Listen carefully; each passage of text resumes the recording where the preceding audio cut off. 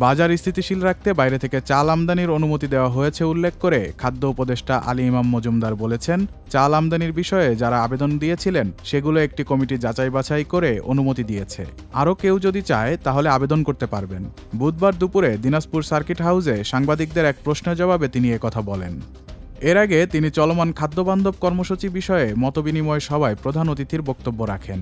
এ সভায় রংপুর বিভাগীয় কমিশনার মোহাম্মদ শহীদুল ইসলামের সভাপতিত্বে বিশেষ অতিথি হিসাবে আরও উপস্থিত ছিলেন খাদ্য অধিদপ্তরের মহাপরিচালক আবুল হাসনাত হুমায়ুন কবির। চালের ব্যাপারটা যারা দরখাস্ত করেছিল একটা কমিটি বাছাই করেছে, কমিটি বাছাই করে বহু সংখ্যক লোককে অনুমতিটা দিয়েছে।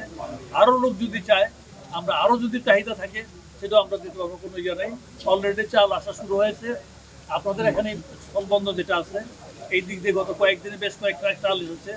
আমরা মূলত এই আমদানিটা করার জন্য অনুমতিটা দিয়েছি বাজারটা যাতে স্থিতিশীল থাকে। আমরা দেখেন বাজারের উপর তিনভাবে ইয়ে করতেছি। এক নম্বর, সরকার কিন্তু বাজারে সরকার যখন কেনা বন্ধ করে দিয়েছে 15 তারিখের পর থেকে, বাজারে ক্রেতা কমলে হয় কি, এতে জিনিসের দাম কমার সম্ভাবনা থাকে। 2 নম্বর, আমরা ছাড়া শুরু করছি খাদ্যবান্ধব কর্মসূচির মাধ্যমে, এতে আরেকটা হলো কি বাজারে সাপ্লাই বাড়লো।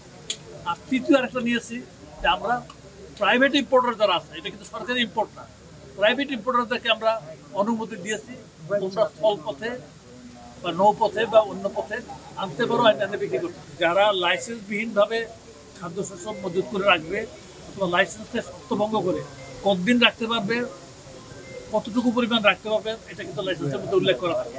যদি করা হয় সেগুলো ধরা হবে, আইনানুগ ব্যবস্থা নেওয়া হবে।